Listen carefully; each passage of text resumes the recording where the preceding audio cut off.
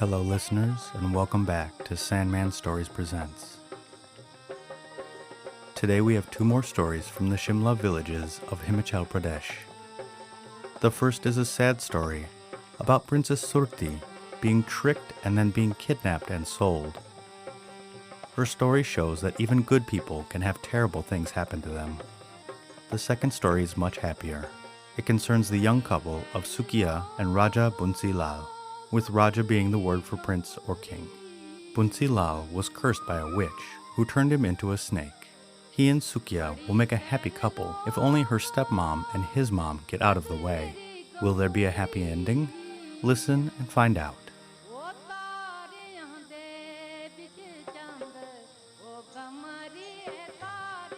Okay, let's begin.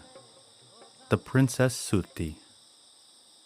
Two sisters, the daughters of a Raja, were betrothed to two princes, the eldest to a poor man with few followers, the youngest to a rich man with many followers. About 8 days before their marriage, the elder called the younger and said, "Sister, we shall not be long together. Let me comb your hair for you beside the well." But in her heart she was jealous of her sister Surti, and she had it in her mind to kill her, for she did not wish her to marry a rich man. Now in the well were some frogs. So the eldest sister said, "Sister, do you see these frogs? The name of the Raja you are about to marry is Dudu, or frog, and you think that he is a man, but he is really a frog."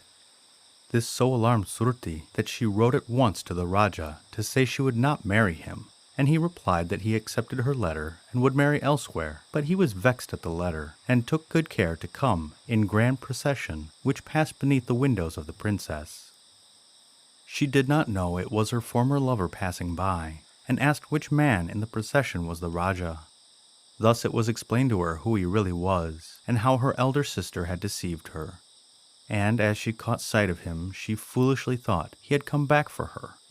So she let herself down with ropes from her window, but only to fall into the hands of some thieves, who took her away and left her in the forest, where she was found by a dhobi or washerman, who sold her to a dancing girl. This woman taught Surti to dance, and hearing that a Raja in the vicinity was entertaining a guest and giving a feast and a nautch, the two set out. This Raja was entertaining Surti's father, although she did not know of it. And when he recognized his own daughter, who had been brought up in strict purdah, dancing in public like a common dancing girl, his wrath knew no bounds. He ordered her nose to be cut off forthwith, and he had her turned out of the kingdom. Thus do the innocent sometimes fall victims to the deceit of others, and thus do they follow in the footsteps of evil associates. The end. That was a sad one, okay, but here is number 2, hopefully much happier. The Snake Bride. Once there was a Raja by the name of Bunsi Lal, who was charmed by a witch, turned into a snake, and lived underground, but he constantly wished to go above ground and see the world. So one day he ran away and made himself a house above ground. Now at this time there was a girl living in that place, who had a very cruel stepmother, and this woman made her spend the whole day picking up sticks in the forest. It was there the snake met her and was struck with her beauty. And one day he said to her, "Sukkia, child of Dukhia, or the one who gives you pain, will you marry me?" But the girl was afraid, for who would marry a snake? She did not know that the snake was Raja Bunsi Lal, and that he was only a snake by day, but resumed his human form at night. So she went and told her stepmother all about it. And her stepmother, who did not care what became of the girl, said, "Tell him you will marry him if he fills your house with silver." This the girl told him, and he readily agreed. Next day, when her stepmother opened the door, she found her house filled with silver, and readily gave her consent to the marriage. So Sukkia became the snake's bride, and went to live in his house, where all was comfort and happiness for her.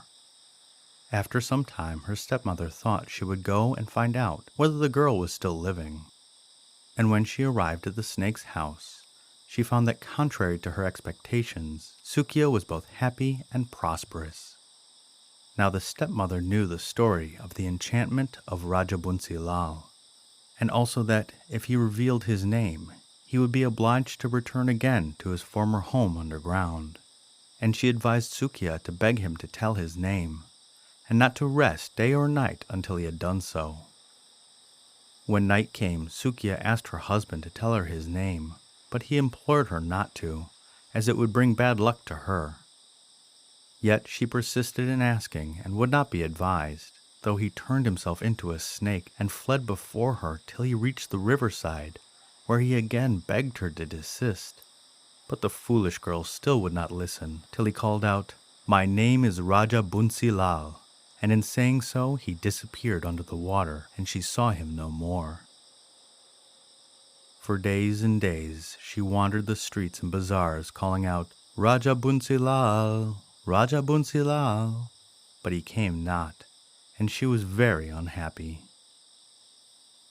In the meantime the snake had reached his own country, where arrangements were being made to marry him to another girl, and when his servants came to draw water from the well, they met Sukkia and told her of it. Now Sukkia still wore the ring which Raja Bunsi Lal had given her, and she begged them to take it to him, which they did. And when his eyes fell upon it, he remembered Sukkia and all she must have suffered because of him. So he went back to the world determined to seek and find her, and then bring her to his own country. Sukkia was delighted to meet him again, and gladly followed him, but the snake's mother soon discovered her, and made up her mind to kill her without delay. So she had the room prepared full of scorpions and snakes, and all sorts of the deadly creeping things, and invited Sukkia to sleep there. This plot was discovered in time by Raja Bunsi Lal, and he had the creatures all removed and the room swept clean and whitewashed. Thus Sukkia escaped. But only for a time, for the snake's mother told her she was clever, indeed so clever that a test would be given to her to prove her cleverness, and if she failed to give proof of it, she would be put to death. The snake's mother then brought a quantity of mustard seed and strewed it upon the floor beside Sukkia, telling her to divide it into equal lots and carefully count each seed. The poor girl began to cry, for she felt this task to be beyond her power, and the snake said all the trouble had been caused through asking his name. But he knew some little birds who came when he called them by name, and they very soon divided the mustard seed, so once again Sukkia escaped. The next time she went out, it was to follow very miserably in the wedding procession of the snake, and his mother had arranged that Sukkia should have torches to carry on her head and in her two hands, so that when the wind blew towards her, she would be burnt to death. All happened as arranged, but when Sukkia cried out, "I am burning, I am burning," Raja Bunsi Lal heard her and quickly ran to her rescue.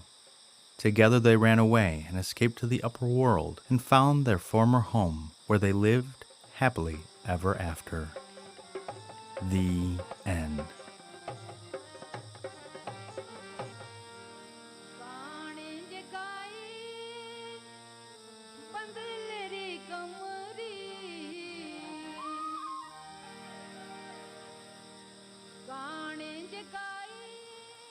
Wow, I really needed a happy ending after the first one was so sad. I really felt bad for Princess Soorthie in the first story. There are a lot of people who can make your life miserable, and it's especially if you are a woman. In those times, it was just, ugh. But the second story brought me some hope, because even though the Raja was mistreated by his beloved, he found forgiveness and was able to get back with her in the end, so that made me smile. The podcast shout-out this week is to Giraffe's Eggs. L.M. Daini is a fellow teacher and storyteller, but she is also an author and podcaster in multiple languages. She tells stories from the continent of Africa, and especially ones that you'll probably have never heard before.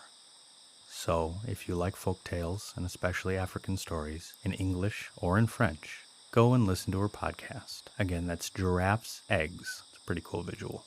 And if you like it as much as I do, go and give her a 5-star rating on iTunes or Podchaser. And the listener shout-out is to Columbus, Ohio. You are 79% of my listeners from Ohio. Nicknamed Cap City, C-Bus, and the biggest small town in America, Columbus is the second largest city in the Midwest behind Chicago. The area has been lived in since ancient times by various peoples, including the Hopewell, Adena, and Fort Ancient people.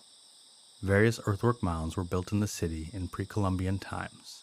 The Miami, Wyandotte, Shawnee, and Delaware people have all lived in the area at different times. Now it sits on the Scodio and Olentangy rivers and is host to Ohio State University. And as I've found that geography and schools don't matter so much, go Buckeyes. Thank you, and good night.